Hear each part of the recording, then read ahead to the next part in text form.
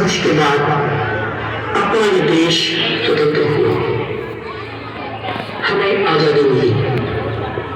भारत माता के हाथों में जकड़ी स्वतंत्रता की बेड़ियां खड़ी। इस आजादी को लाने के लिए कितनी ही माताओं की कोट सुनी हो गई, कितनी ही महिलाओं की मांग का सिंदूर मिट गया, कितने ही बहनों के भाई सौ से पहले ही चले गए, कितनी माओ कन्या अनाथ हो गई, कितने ही वीरों ने सीने पर गोलियां खाई, कितने ही कारागार की काली कोठरी में खुद कर मर गए, कितने ही सपूतों ने फांसी के फंदे को हंसते हंसते चूम लिया। इसकी कोई गिनती नहीं। वे तो चले गए, पर छोड़ गई अपनी मधुर स्मृतियां, अपने शौर्य और साहस की अमिट गाथा, अपने त्याग और बलिदान की प्रेरक कहानी। ऐसे ही भारत मां के लाडलों में थे चाचेकर बंधु। तो आइए देखते हैं उन्हीं वीरों के शौर्य की अमिट गाथा।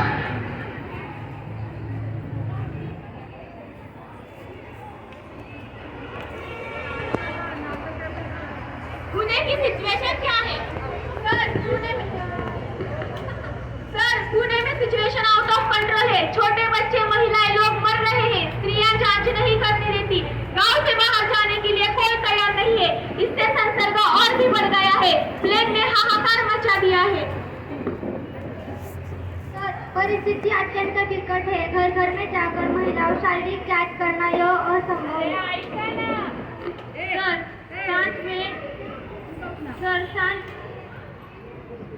शांत में मुश्किलें आ रही है। अगर हम जोर जबरदस्ती करेंगे तो लोग भड़केंगे और हमारे खिलाफ बेबन पुकारेंगे। हर घर में जांच करो। घर में अचानक जाकर बीमारी लोगों को ढूंढो। परिवार की परवाह की न लेकर जबरदस्ती से जांच करो। रुग्णालय में भर्ती करो। माल मत्ता और कपड़े जलाइए। प्लेग न फैले इसलिए संक्रमित वस्तु जलाइए। घरों को सैनिटाइजेशन करो। गाँव और बस्ती सील करो। किसी को भी गाँव में जाने के लिए और बाहर आने के लिए बंदी करो। घरों को सैनिटाइजेशन करो। अन्य धान्य जलाकर नष्ट करो। और हाँ, महिलाओं की जबरदस्ती से जांच करो। भारतीय प्रथाओं का और महिलाओं के सम्मान का विचार मत करो। घर में जाकर तलाशी करो। It's my order, go. Yes sir.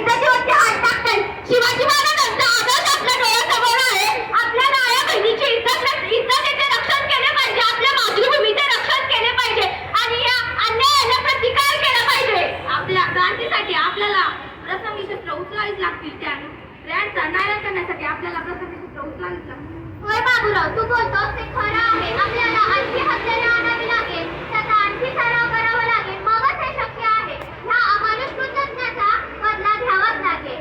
एक अशी संधी मिळाली पाहिजे की त्या जुलमी अत्याचार फ्रँकचा नायनाट करता येईल. मला असे समजले आहे की तुम्ही देखील यांच्या विरुद्ध काहीतरी योजना करत आहात.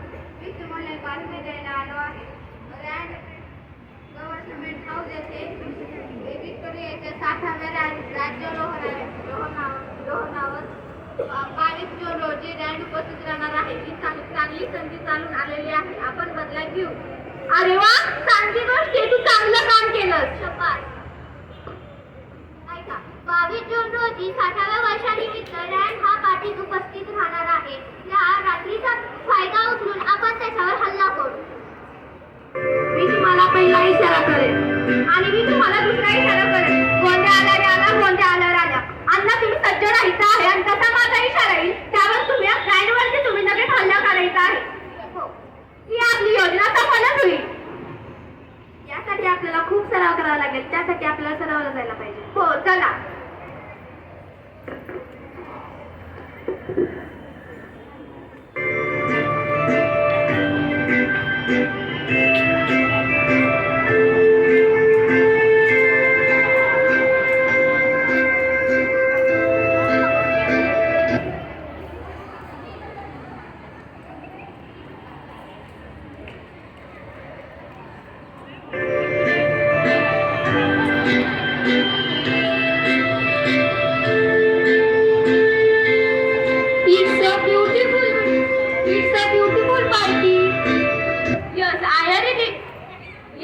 Really beautiful party. I enjoy it. Yes, I also enjoy it.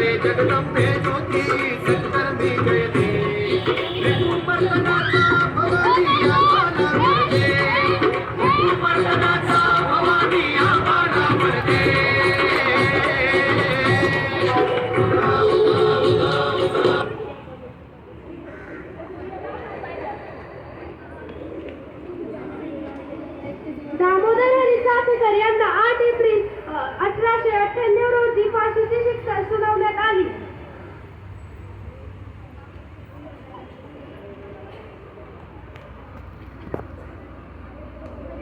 Bharat माता की जय.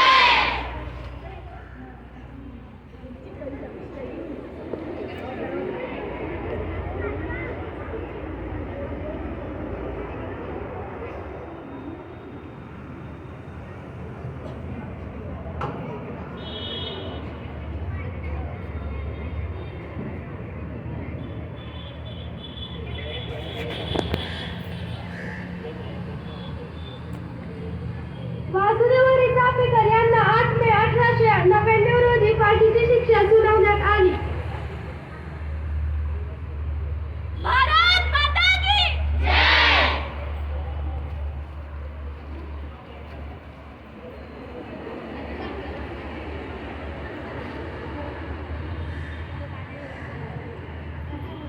बाळकृष्ण हरी चाफेकर यांना 12 मे 1899 रोजी फाशीची शिक्षा सुनावण्यात आली.